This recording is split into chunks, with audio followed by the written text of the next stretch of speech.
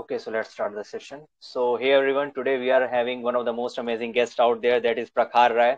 He had done multiple internships till now, for example, in Cisco, in Interview Kickstart, and in physics. So, currently he's interning at Physics Wala.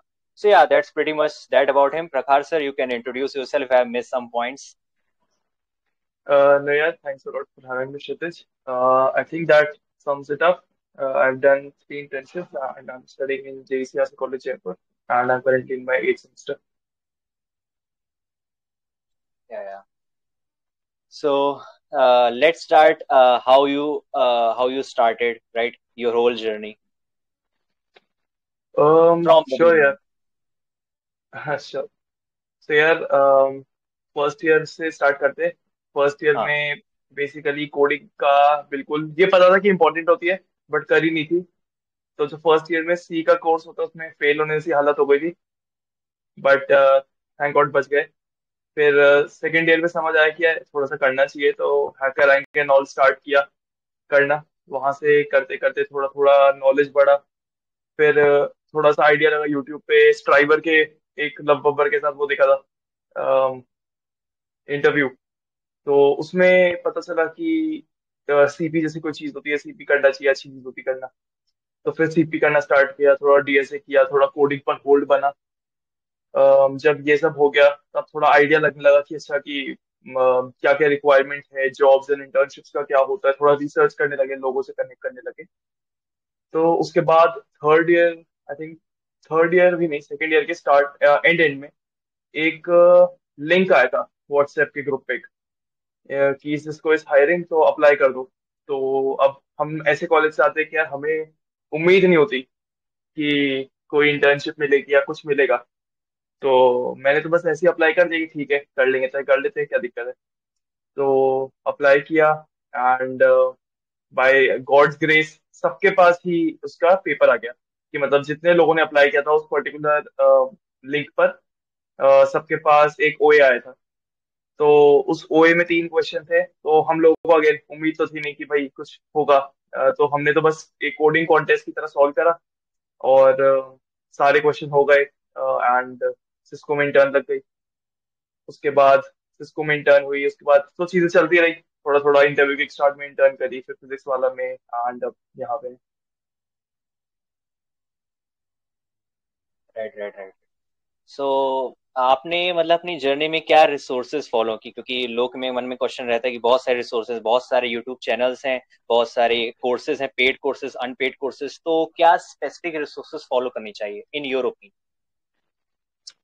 Yes, लोग बोलते हैं ना कि जो सबकी अपनी अपनी होती है। आई थिंक सुनने में बहुत वो लगता है कि सब यही बोलते हैं बट एक्चुअल बात यही है कि सबको अपने हिसाब से करना चाहिए।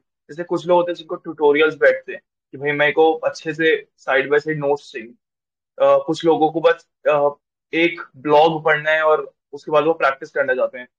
तो यार मैं थोड़ा सा मिडिल कैटेगरी में आता हूँ। मुझे स्टार्ट करने के लिए चाहिए होता है तो मैं वीडियोस देखता था। मैं शॉर्ट वीडियोस प्रेफर करता हूँ कि यार एक मिनट में बस देख लिया, एक इंट्रो देख लिया कि चीजें कैसे होती हैं। फिर पेन पेंसिल लेकर जीएफजी पर गए, जीएफजी से कोई भी ब्लॉग उठाए कि लेट्स सेगमेंटरी पढ़ रहे हैं या फिर ट्राई पढ़ रहे हैं या कोई भी डेटा स्ट्रक्चर पढ़ रहे हैं बेसिकली। एंड उसको डेटा स्ट्रक्चर को पढ़ा, उसको पेन पेपर लेके समझना कि भाई एग्जैक्टली ये चीज काम कैसे करती है। उसको ये नहीं कि बस कोड देख लिया, उसको ड्रॉ करो क्योंकि लिख के करते हैं तो चीजें समझ आती मुझे। तो ऐसे करके यार बस यही लीड कोड पे प्रैक्टिस करना, कोड फोर्सेस। तो one thing I would suggest कि सब पर मत भागो। ये चीज मैंने काफी बार लोगों को समझाई है कि एक प्लेटफॉर्म पकड़ो एंड उसको अच्छे से करो। मतलब इंडिया में बहुत होता है कि भाई कोड फोर्सेस भी करना है, कोड शेफ भी करना है, लीड कोड भी करना है, सब पे प्रोफाइल बनानी है। तो सब पर बनाना अच्छी बात है, सब पर कॉन्टेस्ट दो, प्रैक्टिस एक पर करो। सजेशन ये रहेगा कि भाई तुम अगर सीपी तुम्हारे को लगता है कि भाई मेरे को और भी चीजें करनी है, सिर्फ सीपी नहीं करना है, which is something I suggest कि भाई सारे एग्स को एक बास्केट में मत रखो कि तुम भाई सीपी में हो सकता है तुम 2 साल या 3 साल इन्वेस्ट कर दो और मे बी तुम उतना अच्छा ग्रो ना करो जितना एक जॉब की रिक्वायरमेंट होती है कि भाई देयर आर बेटर पीपल। तो हो सकता है कि तुम 2-3 साल इन्वेस्ट कर दो और तुम्हारा उतना ज्यादा रिजल्ट ना मिले उस प्रैक्टिस का। सो मैं कहता हूँ कि भाई हर चीज पर ध्यान दो, थोड़ा सा डीएसए भी करो, थोड़ा सा डेवलपमेंट भी करो, अच्छे प्रोजेक्ट्स बनाओ। तो हर चीज का एक मिक्सचर होता है टू गेट इंटर्नशिप्स या कुछ भी। तो मेरे रिसर्च में तो यही है यार, बेसिकली लीड कोड, थोड़ा सा कोड फोर्सेस, जीएफजी और any blogs and all. YouTube पे कोई ऐसे स्पेसिफिक चैनल फॉलो नहीं किया मैंने। स्ट्राइवर के videos are very good, tech dose is very good. But मैंने अगेन ऐसे एक प्लेलिस्ट लेके नहीं बैठा हूं मैं कभी कि भाई पूरी प्लेलिस्ट फॉलो कर रही हो। दो आदित्य वर्मा है, एक उनकी डीपी की प्लेलिस्ट इज रियली गुड अगर तुम्हें बेसिक समझना है एकदम। एंड दैट्स इट यार, डीएसए के लिए तो इतना ही कुछ किया है। डीएसए इधर। Right right right. तो आपने मल्टीपल इंटर्नशिप्स की, आपकी बेल्ट में 3 इंटर्नशिप्स है, राइट? तो रेज्यूमे में जो बिगनर, इसको सबसे बड़ा क्वेश्चन होता है कि क्या मिस्टेक्स लोग करते हैं और क्या हमें चीजें ध्यान रखनी चाहिए वाइल मेकिंग अ रेज्यूमे कि शॉर्टलिस्ट हो जाए एटलीस्ट। यार शॉर्टलिस्ट हो जाए उसके लिए आई वुड से सेक्शंस सही से बनाओ, कि भाई सारे सेक्शन होने चाहिए। यूजुअली लोग क्या करते हैं कि यार मैंने कोई भी इंटर्नशिप नहीं करी है तो उनका कोई एक्सपीरियंस सेक्शन नहीं होता, सिर्फ प्रोजेक्ट अचीवमेंट होता है बट एक्सपीरियंस कुछ भी नहीं होता। कुछ भी एक्सपीरियंस डालो यार, कहीं भी कंट्रीब्यूट करो। और इसीलिए बोला जाता है कि कॉलेज क्लब्स में कंट्रीब्यूट करो, क्योंकि जब आप अप्लाई करते हो इंटर्नशिप में तो आपके पास कुछ होता नहीं है दिखाने के लिए। तो हमेशा कुछ ना कुछ, जैसे मैंने आई थिंक तुझे पता भी है, तो स्टार्टिंग से कनेक्टेड है मेरे साथ, कि मैंने बहुत टाइम राइट। पहले कोडिंग वैली स्टार्ट किया था, याद है? हाँ तो हाँ। मैंने कोडिंग कोडिंग वैली में आई थिंक 700-800 जने हुए थे अपने, और मैं पढ़ाता था वहां पे। तो अपने क्लास में कभी 50 लोग, कभी 200 लोग भी होते थे। तो मैं इंटर्नशिप के लिए जब पहली बार बैठा तो मैंने लोगों को इसके बारे में बताया। मेरे रिज्यूमे में डाला हुआ था कि भाई कोडिंग वैली मैंने चलाया है एक चैनल, एंड उसमें मैंने लोगों को पढ़ाया है डीएसए। तो वो भी एक कॉन्वर्सेशन का टॉपिक बन जाता है। तो हमेशा कुछ ना कुछ कंट्रीब्यूट करो। This is my first step, कि भाई एक भी सेक्शन मिस नहीं होना चाहिए। सेकंड की प्रोजेक्ट्स बना के रखो। डीएसए तुम्हारे को बहुत सारे राउंड्स क्लियर जरूर करवाएगा, बट अगर किसी ने पूछ लिया कि भाई तुम्हारे कोर सब्जेक्ट्स क्लियर हैं कि नहीं, एक क्वेश्चन भी पूछ लिया तुमने मिस कर दिया, और बहुत सिंपल क्वेश्चन हुआ कि भाई लेट्स से डेटा डीबीएमएस का पूछ लिया या ओएस का पूछ लिया, या किसी ने बोल दिया कि तुमने प्रोजेक्ट्स क्या बनाए हैं और तुम्हें एचटीएमएल सीएसएस भी नहीं आती, तुम्हें सिर्फ सी प्लस प्लस और डीएसए आता है। तो बहुत सीनियर इंजीनियर जब हो जाते हैं तो उनके लिए डीएसए की रेलेवेंस इंपॉर्टेंट होती है। बट उनको लगता है कि अगर तुमने सिर्फ वो किया है, क्योंकि मैंने काफी बड़े बड़े इंजीनियर्स के साथ काम किया है, तो I can guarantee you this, उनको पता है कि डीएसए एक टूल है तुम्हारी बाकी प्रॉब्लम्स को सॉल्व करने का। डीएसए अपने आप में कुछ नहीं है। डीएसए एक टूल है कि भाई डीएसए के साथ आप वेब डेवलपर अच्छे बनोगे, कि अच्छा बैकएंड बनाओगे। तो आपको उसके साथ वाले जो टूल्स, क्या आपने उस डीएसए के नॉलेज को कहीं अप्लाई किया, या फिर बस वो नॉलेज लेके बैठ गए कि इंटरव्यू क्लियर करने में? तो इसलिए हमेशा अच्छे प्रोजेक्ट्स के ऊपर बनाओ। और प्रोजेक्ट्स बनाने का बेस्ट तरीका तो मैं जो मानता हूँ वो यही है कि एक कोड विथ हैरी हो गया, कोड विथ मॉश है, इसमें 1 घंटे के ट्यूटोरियल होते हैं। तो 1 घंटे का ट्यूटोरियल देख लो, या 6 घंटे वाले ट्यूटोरियल, आप जो भी पूरी प्लेलिस्ट फॉलो कर लो, और जो वो बनवा रहे हैं उसे बनाओ। कोई जरूरत नहीं है कि एकदम यूनिक प्रोजेक्ट हो। स्टार्ट, ये सिर्फ झूठ बोलने वाली बात है कि भाई यूनिक प्रोजेक्ट बनाओ। कुछ भी बनाओ, सीखो, और उसके बाद उसको अच्छे से बताओ कि मैंने किया क्या है। उनको ये जानना है कि तुमने क्या कुछ अलग किया है, या तुमने कुछ सीखा है अलग। उन्हें कोई इंटरेस्ट नहीं है कि भाई तुमने कोई नया बिजनेस मॉडल ही स्टार्ट कर दिया हो। सो ये एक टिप है कि हमेशा डेवलपमेंट अच्छे से करो, प्रोजेक्ट्स बना के रखो, डीएसए पे बहुत फोकस करो। और यार यही तरीके हैं इंटर्नशिप क्रैक करने के। और रेज्यूमे में, हाँ, ये 3 चीजें कि रेज्यूमे में सारे सेक्शंस होने चाहिए। और आजकल तो चैट जीपीटी आ गया ना, तो मैंने खुद किया है ये काम, तो मैं सजेस्ट कर सकता हूँ। अभी तो आई थिंक नहीं होगा मेरे पास, बट मैं तुम्हें रेज्यूमे दिखाऊंगा। 2 रेज्यूमे मेरे पास, सेम रेज्यूमे का बस कॉपी करके पेस्ट किया और चैट जीपीटी में डाल के लिख दो कि राइट इट प्रोफेशनली। और वो इतना अच्छी भाषा में लिख देगा कि तुम्हें लगेगा कि यार मैंने नहीं लिखा ये, क्योंकि तुम्हें पता है तुमने नहीं लिखा है। बहुत प्रोफेशनल हो जाएगा, बहुत अच्छा हो जाएगा, कीवर्ड्स आ जाएंगे। सो उसका यूज करो, जो टूल्स मिल रहे हैं उनका यूज इसमें मैं भी एक पॉइंट डालूंगा कि कि मेरा भी जब पिछले साल कोर्टशिप डाउट सॉल्वर में अप्लाई किया था तो उसमें 1000 लोग ने अप्लाई किया था, बट सेलेक्ट कुछ 150 लोग हुए थे, और मेरी रेटिंग भी 3 स्टार ही थी। लेकिन मैंने उसमें ये ऐड किया था कि आपके चैनल का नाम प्रखार रहा था, तो मैंने आपके चैनल की लिंक डाली थी टेलीग्राम की, मैंने लिखा था I am a coding moderator. यहाँ मैं 400 लोगों को डाउट सॉल्व करता हूँ कोडिंग का। ये तो मेरे पास उस पर पॉइंट था, उसने कॉल में मेरे से यही सब पूछा था कि आप कैसे करते हो डाउट सॉल्व। तो मेरे को वहां एज मिल गया था कि आपके चैनल की लिंक डाल दी और बोल दिया मॉडरेटर। तो हाँ, ये मैं भी पॉइंट से एग्री करता हूँ कि बहुत मदद होती है अगर आप कुछ भी एक्सपीरियंस मतलब वैलिड हो, ऐसा नहीं कि फेक हो, अगर आप डालो। तो नेक्स्ट क्वेश्चन ये कि सिमिलरली जैसे आपने रिज्यूमे में बताया, तो आपने बहुत सारे इंटरव्यूज भी दिए हैं। तो इंटरव्यूज में बिगिनर्स को बहुत सारे में क्वेश्चंस रहते हैं कि क्या मिस्टेक्स नहीं करनी चाहिए और क्या चीजें हमें ध्यान देनी चाहिए और क्या क्या पॉइंट्स मैटर करते हैं। करेक्ट है यार, और ये बहुत वैलिड क्वेश्चन है एक्चुअली। लोग क्या करते हैं, लोग इंटरव्यू के टॉपिक्स तो प्रिपेयर कर लेते हैं बट एक्चुअल उस प्रेजेंस को प्रिपेयर नहीं करते हैं। तो सबसे नंबर वन थिंग है यार, जो आई थिंक मैंने निशान चेहर का एक वीडियो है, उन्होंने बताया था ये टिप, और मैंने थॉरोली फॉलो करी है ये, कि इंट्रोडक्शन को प्रिपेयर कर लो। इंट्रोडक्शन तुम्हें रटा होना चाहिए, ये नहीं कि वर्ड बाय वर्ड रटाओ, बट तुम्हें अपने 5 पॉइंट पता है कि मुझे इस सीरियल में जाना है, कि this is the order I will follow, कि फर्स्ट नंबर पे I will talk about this, second पे दिस, थर्ड पे दिस, और उस सीरियल को फॉलो करो, ताकि तुम कंफ्यूज ना हो कि, और ना तुम अपने अचीवमेंट्स को भूल जाओ। तुम्हें पता है कि भाई मुझे 5 पॉइंट बोलने हैं, 5 पॉइंट को कुछ नहीं है, हाथ पे लिख लो, कुछ भी नहीं दिक्कत है। बट याद रखो कि इस इंट्रोडक्शन को बना के रखो। बहुत सारे मॉक इंटरव्यूज दो। मैं और मेरे कुछ दोस्त हैं, हम लोग एक रैंडम कंपनी जिसको हमें पता था हमें कभी ज्वाइन नहीं करना है, बस उस इंटरव्यू में बैठे थे, देने गए थे, फिजिकल मोड में था वो। एंड हमने 6 घंटा फ्री थे हम, क्योंकि उस कंपनी का एक राउंड डिले हो गया था। और हमने उस दौरान 6 घंटा बैठ के सिर्फ मॉक इंटरव्यूज ही मॉक इंटरव्यूज एक दूसरे के लिए जा रहे। एंड हमें रियलाइज हुआ कि 6 घंटे पहले और 6 घंटे बाद हम कितना आगे पहुंच गए थे अपने बोलने के स्किल में, अपने आप को प्रेजेंट करने के स्किल में। तो ये एक नंबर वन टिप है कि अपना इंट्रोडक्शन प्रिपेयर रखो, अपना मॉक इंटरव्यूज दो, एंड अपने दोस्तों के साथ बैठ के, जो अपन अगेन कोडिंग वाली में करते थे, कि भाई किसी भी बंदे के साथ एक क्वेश्चन पकड़ लो मीडियम लेवल का, और उसको बोलो, और दोनों दोनों लोग डिफरेंट क्वेश्चन पकड़ लो, 1.5 घंटा सेट करो और बोलो कि भाई 45 मिनट मैं ले रहा हूँ, 45 मिनट तुम लो। और बस क्वेश्चन एक दूसरे को समझाते हुए सॉल्व करो, अनसॉल्व क्वेश्चन उठाओ और समझाते हुए सॉल्व करो। तो तुम समझाना सीखोगे कि समझाते कैसे, पढ़ाते कैसे हैं। क्योंकि मैंने कोडिंग वैली में पढ़ाया था, तो मुझे एक क्वेश्चन को बोलते बोलते, क्योंकि कुछ लोग क्या होते हैं, जब वो सोच रहे होते हैं ना, तो वो ब्लॉक हो जाते हैं कि अब मैं सोच रहा हूँ, तो मुझे चुप होना है, मेरे को चुप होके सोचने दो।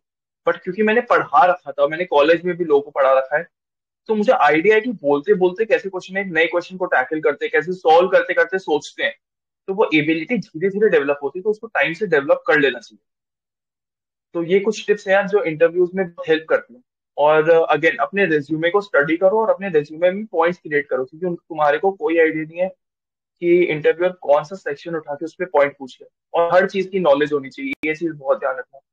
एक कोर्स वर्क का सेक्शन डाल देते हैं लोग आजकल रिज्यूमे भरने के लिए, कि मैंने ये 6 सब्जेक्ट पढ़े हैं कॉलेज के दौरान, बट उन्हें उस सब्जेक्ट की नॉलेज नहीं होती है। तो मैंने भी डाला था एक सब्जेक्ट, और मुझे बिल्कुल नॉलेज नहीं थी उस टाइम पे डीबीएमएस की। तो मेरी दिक्कत हुई थी सिस्को में इस बारे में।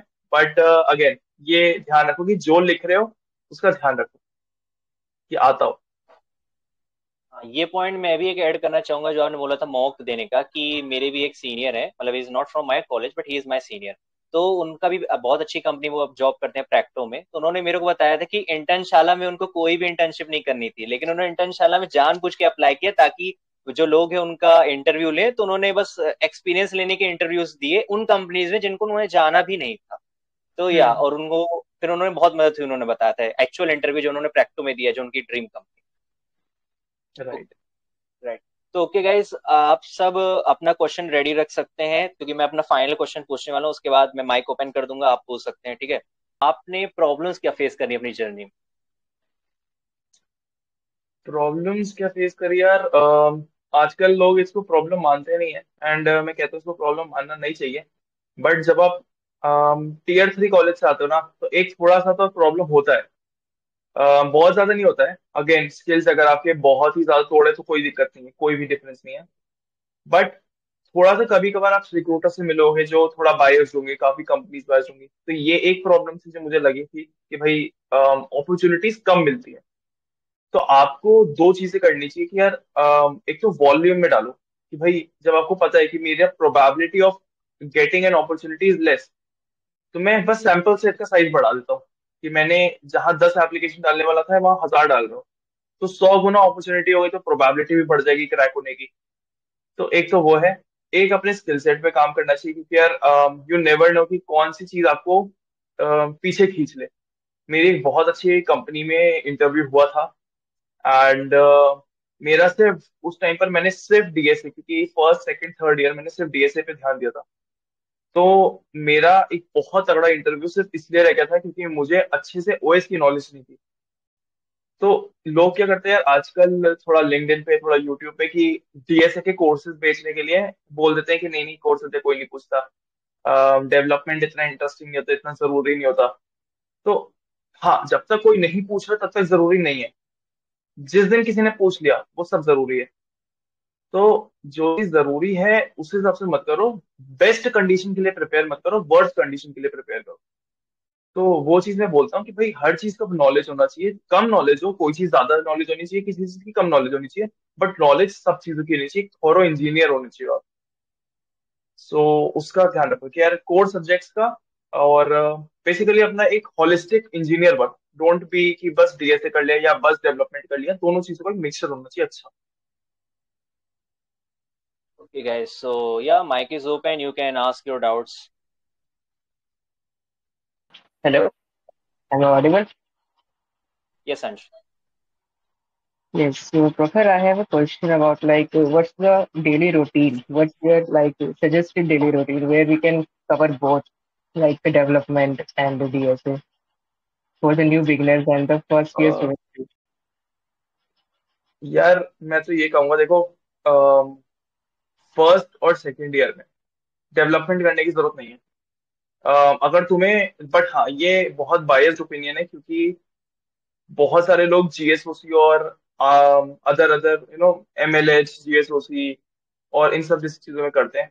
तो अगर तुमको चूज करना पड़ेगा कि यार तुम्हारा रोल क्या है, फर्स्ट और सेकंड ईयर तुम्हारा टर्न, फर्स्ट सेकंड और सेकंड ईयर में तो ऐसा होता है कि तुम्हें एक चीज में बहुत मास्टरी करनी चाहिए। कि यार लेट्स से मैं सीपी में घुस रहा हूँ, तो मैं सिर्फ सीपी को एक्सट्रीम अमाउंट्स में एक्सप्लोर करने वाला हूँ, चाहे रेटिंग बढ़े घटे उससे किसी को फर्क नहीं पड़ता। एंड ट्रस्ट मी, जब लोग बोलते हैं कि फर्क नहीं पड़ता, तो ऑनेस्टली हाँ, अनलेस तुम कैंडिडेट मास्टर हो, उससे पहले किसी को फर्क नहीं पड़ता कि तुम एक्सपर्ट हो, स्पेशलिस्ट हो, क्या हो। तो एक चीज होती है कि एक स्पेशलिटी होनी चाहिए एक इंजीनियर में, तो वो चीज डेवलप करो। कि मैं फर्स्ट और सेकंड ईयर में सीपी में बहुत डीप डाइव करूंगा, या फिर मैं एक डेवलपमेंट में जाऊंगा तो मेरे को बहुत ज्यादा नॉलेज होगी कि यार एक एक्चुअली एक ऑपरेटिंग सिस्टम कैसे बनता है। और डेवलपमेंट में ध्यान रखना, सिर्फ वेब डेवलपमेंट नहीं होता, पूरा डेव का साइकिल, की डीबीएमएस कैसे बनते हैं, डेटाबेस बनते कैसे हैं, ऑपरेटिंग सिस्टम्स कैसे काम करते हैं, सब कुछ होता है उसमें। तो development is much bigger than just JavaScript और एचटीएमएल। सो मेरा कहना यही है कि फर्स्ट सेकेंड ईयर में बहुत ध्यान दो कि किसी एक चीज में डीप डाइव करो। एंड थर्ड और फोर्थ ईयर में एक दोनों चीजों का मिक्सचर करो। जहां तक रूटीन की बात है यार, ऐसा नहीं होता कि मैं सुबह 5 बजे उठ के ये करता हूँ, 6 बजे उठ के ये करता हूँ। तुम्हें डिसाइड करना पड़ेगा कि यार चलो ठीक है, मैं रोज 3 घंटा बैठ के टीएसए करूंगा, या फिर मैं एटलीस्ट 2 क्वेश्चन रोज लगाऊंगा। अगर तुम 2 क्वेश्चन रोज लगाते हो 4 साल तक या 3 साल तक, इवन मैं तो कह रहा हूँ 3 क्वेश्चन रोज लगाते हो 2 साल तक, तो बहुत है, मोर देन सफिशियंट है। बट कंसिस्टेंसी बना के रखो। डेवलपमेंट के लिए ये है कि यार डेवलपमेंट तो एक इंटरेस्टिंग चीज है। डेवलपमेंट ऐसी चीज नहीं है कि मैं तुम्हें बोलूँ कि आज बैठ जाओ करना शुरू कर दो। तुम मेरा पर्सनल लैपटॉप खोलोगे, आए, मैं इंटर्नशिप कर चुका हूँ, मुझे कोई जरूरत नहीं है प्रोजेक्ट्स बनाने की, लेकिन धीरे धीरे क्या होता है जब आप आगे बढ़ते हो ना, तो यू स्टार्ट एक्सप्लोरिंग थिंग्स। तो मैं बैठे बैठे सोचता हूँ कि यार नेक्स्ट जेएस कैसे काम करता है, रीमिक्स जेएस कैसे काम करता है, और लिनक्स कैसे बना है इंटरनली, ओपन सोर्स के प्रोजेक्ट्स में बैठे बैठे मैं कंट्रीब्यूट कर रहा होता हूँ। तो तुमको डेवलपमेंट एक साइड में रखो कि यार मैं करूंगा, इंटरेस्ट लेके करूंगा, मैं प्रोजेक्ट बनाऊंगा, कुछ क्रिएटिव टूल बनाने की कोशिश कर रहा हूँ। एंड डीएसए तो एक है कि यार तुम्हें करना ही है। डीएसए एक बहुत एक्सट्रीमली इंपॉर्टेंट टूल है जो तुम रेगुलर बेस पे यूज करोगे, तो उसका ध्यान रखो। और डेवलपमेंट को साइड बाय साइड मेंटेन करते रहो, वीकली कर लो। वीकेंड्स पे बैठ के एक टेक्नोलॉजी पढ़ी और उसके बारे में एक प्रोजेक्ट बना लिया वीकेंड पे। 1 घंटे के वीडियोस देख के खत्म कर लो और प्रोजेक्ट बना लो। तो इट्स नॉट दैट टफ कि डेवलपमेंट को मास्टर करना। तो यही है यार, ऐसा कुछ नहीं है कि रोज का रूटीन होता है, तुमको बस प्रायोरिटी सेट करनी पड़ेंगे। तो थोड़ा सा कंट्रोवर्शियल क्वेश्चन होगा शायद। क्या लैंग्वेज मैटर करती है? आपको इतना एक्सपीरियंस है इंटरव्यूज का, क्या लैंग्वेज मैटर करती है हमारी कंपनीज में language as in coding language? या कोडिंग लैंग्वेज? जिसमें मोस्टली हम नहीं डीएसए करते हैं? समझ गया मैं, मोस्टली नहीं, बट कर सकती है, क्योंकि लेट्स से अगर मैं एक फ्रंट एंड का इंटरव्यू या बैक एंड का फ्रंट एंड का इंटरव्यू दे रहा हूँ लेट्स से, तो हो सकता है वो एक्सपेक्ट करे कि आपको जावास्क्रिप्ट आती हो। इट इज नॉट कम, क्योंकि जावास्क्रिप्ट में ही होता है फ्रंट एंड, तो वो ये चाहेगा कि यार तुमको बेसिक जावास्क्रिप्ट का नॉलेज हो। बैक एंड डेवलपर हो तो हो सकता है अगर उनकी कंपनी जैंगो में काम करती है तो हो सकता है वो एक्सपेक्ट करेंगे तुम पाइथन में कोड करो। But more often than not नहीं करेगी। तुम उसके बारे में रिक्रूटर से पूछ सकते हो कि भाई क्या कोडिंग स्पेसिफिक इंटरव्यू है। यूजुअली लिखा होता है, जो जेडी पढ़ो, जेडी में अगर लिखा है कि यार Java is the requirement, JD मतलब जॉब डिस्क्रिप्शन, तो लिखा है कि भाई जावा इज द रिक्वायरमेंट या पाइथन इज द रिक्वायरमेंट, तो उनको लैंग्वेजेस के बेसिक्स पढ़ लो, क्योंकि इसका मतलब है कि वो एक्सपेक्ट करेंगे। बट क्या मैं कहूंगा कि सिर्फ डीएसए करने के लिए वो बोलेंगे कि नहीं इस लैंग्वेज में, नहीं इस लैंग्वेज में। 70-30 होता है कि 70% नहीं बोलेंगे, 30% बोल सकते हैं। Thank you so much. Gotcha. Right. Any more questions, Omi and Pranjal? Any more? Hi, Professor. Hey. So, so what are the various programs in from third year that we can get through the SD internship? Like, what are the various programs that you have applied,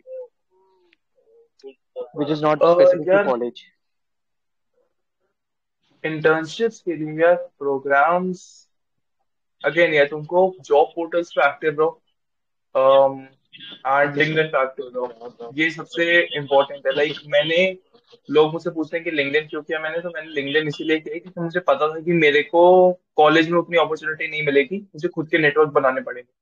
तो मैंने LinkedIn पे इतनी networking करी कि भाई जैसे मेरे को इंटरव्यू किक स्टार्ट का ऑफर ऐसे ही आया था। मैंने एक जॉब पोर्टल पे देखा था, it had SD2 hiring, and मैंने देखा कि SD2 की हायरिंग हो रही है, तो हो सकता है इंटर्न की भी हायरिंग हो रही हो।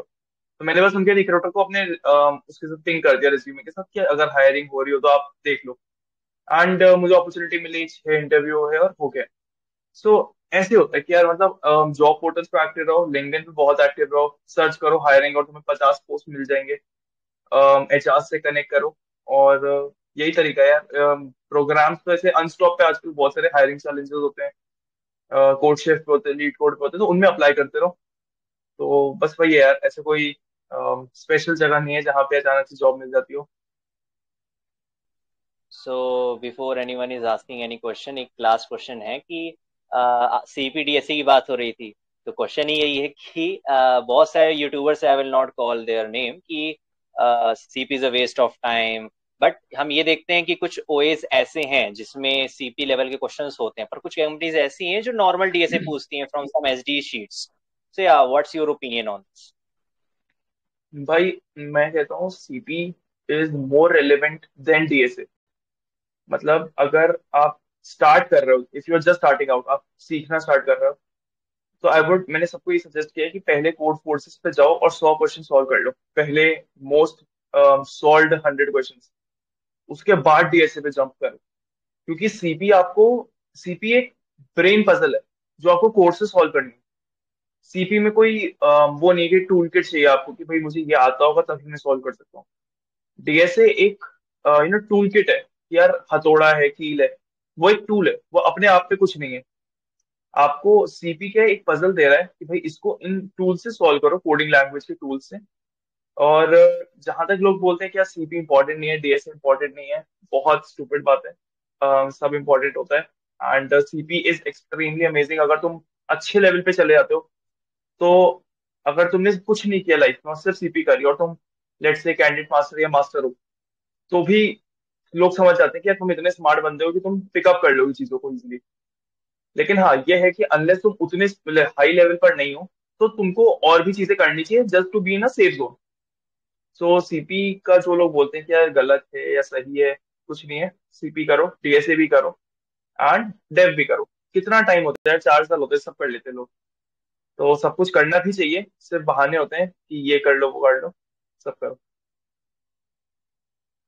Okay, so I just got a DM from some random person. He is asking me to ask you that particular question. तो क्वेश्चन ये है कि अगर कोई ML और डेटा साइंस के रोल में अप्लाई कर रहा है तो डू DSA CP मैटर्स? ये क्वेश्चन। यार एज अ फ्रेशर तुम अगर डेटा साइंस या एमएल बोल रहे हो तो वो तुम्हें नहीं देंगे एमएल या डेटा साइंस, वो तुम्हें डेटा एनालिटिक्स का रोल देंगे जिसमें तुम डेटा सेट को क्लीन कर रहे होगे। कोई भी कंपनी डायरेक्ट फ्रेशर को मशीन लर्निंग इंजीनियर या एआई इंजीनियर बना ही नहीं सकती, ये लॉजिकली पॉसिबल नहीं है। तो इसलिए बोलते हैं कि एमएल एआई से ज्यादा कई आप यूट्यूबर्स को देखोगे जो बोलेंगे कि यार वेब डेवलपमेंट या एंड्रॉइड करो इंस्टेड ऑफ एमएल एआई। उसका रीजन ही यही है क्योंकि कोई कंपनी एज अ फ्रेशर आपको नहीं देगी डायरेक्ट एमएलए, इसलिए डीएसए इंपॉर्टेंट है क्योंकि आपको और भी चीजों में अप्लाई करना ही पड़ेगा। आप बाद में जाके स्पेशलाइजेशन पिक कर सकते हो कि यार मुझे अब मैं एक कंपनी में एटलीस्ट 3 या 4 साल एक्सपीरियंस हो चुका हूँ, अब मुझे एमएलए में जाना है। सो उसके बाद आप उसमें जाने के बाद उसको एक्सप्लोर कर सकते हो डेफिनेटली। तो एमएलए करो, लेकिन हाँ ये कहना कि मैं एमएलए करूंगा एंड डीएसए एंड सीपी को इग्नोर कर दूंगा, वो कभी पॉसिबल नहीं है। DSA CP like I said कि कोई वो नहीं है कि कोई हार्ड कोर चीज है कि भाई इट्स अ सब्जेक्ट, इसको पढ़ना। वो एक टॉपिक है जो यूज का है। इट्स लाइक मैथ्स कि आप फिजिक्स कर रहे हो, फिजिक्स में मैथ्स यूज होती है। मैथ्स अपने आप में कुछ नहीं है कि 2+2 4 है, उसका अपने आप में कोई सेंस नहीं है। फिजिक्स को वो समझाने के काम आती है maths. So that is what DSA is. DSA एक टूल है जो बाकी चीजों को ऑप्टिमाइज करना और उनमें से सेंस निकालने के काम आता है। तो उसको ना करना इज नॉट एन ऑप्शन। तो आई थिंक यार ये आंसर करता है। Any more questions from our audience, or we can close the session? Can commerce student become a web developer? हाँ यार क्यों नहीं, मतलब फ्रीलांसर्स सब करते हैं। इवन आई थिंक कोडशेफ एक 7 स्टार रेटेड है, वो भी सीए है। तो कॉमर्स के स्टूडेंट्स क्यों नहीं कर सकते development, DSA, coding, even in general engineering कोई भी बंदा कर सकता है यार। मतलब there is no bar on education. That's the best part कि भाई आपको वेब डेवलपमेंट करने के लिए, कोडिंग सीखने के लिए कोई भी इंजीनियरिंग में नहीं सीखता जावास्क्रिप्ट। कोई कॉलेज नहीं सिखाता कि येलो जावास्क्रिप्ट सीख लो, खुद ही सीखनी पड़ती है। तो आई गेस हाँ यार आंसर तो यही है कि यस, कॉमर्स स्टूडेंट सीख सकते हैं, वेब डेवलपमेंट कर सकते हैं, फ्रीलांसिंग कर सकते हैं, इंजीनियरिंग रोल्स में आ सकते हैं। थोड़ा टफ हो सकता है बट कर सकते हैं। Any more questions from the audience? One person asked me the question on the WhatsApp actually. Okay Okay. So one question: I have end my second year. I am night at lead code specialist at Code Forces, 4 star at Code Chef. What should I do? More focus on. More focus खैर तुम्हारी, इसका अगर तुम night हो और ये सब तुम्हारे पास क्रेडिट्स हैं, इट मीन्स तुम्हारी प्रैक्टिस ऑलरेडी इनफ है। तुमको साइड बाय साइड कॉन्टेस्ट देना चाहिए क्योंकि वो रस्टी नहीं होनी चाहिए। वो जो तुमने इतना मेहनत करके उस स्किल को डेवलप किया है, उसको जब बिल्ड कर लिया तो उसको स्ट्रॉन्ग करते रहो। तो कॉन्टेस्ट देते रहो, अपसॉल्व करते रहो, वो 3 घंटे का 4 घंटे का काम होता है। एंड उसके अलावा रेगुलर बेसिस पे कोई नई नई टेक्नोलॉजीज को सीखो, अपने कोर सब्जेक्ट्स को स्ट्रॉन्ग करो एंड अप्लाई करो यार। लोग टूल्स या डीएसए डेवलपमेंट करने में तब बिजी हो जाते हैं, अप्लाई करना भूल जाते हैं कि अप्लाई करने का टाइम नहीं होता। तो वो मत करो। सबसे मेन चीज वही है कि अप्लाई करो चीजों पे एंड ट्राई आउट करो यार। अलग अलग चीजों पे ध्यान दो। डेवलप मैंने कहा ना कि जो चीज आती है उसको रेगुलर डेज में करते रहो, जो नहीं आता उसको सीखते रहो side by side. Okay, and another question from the DM. Uh, Thanks.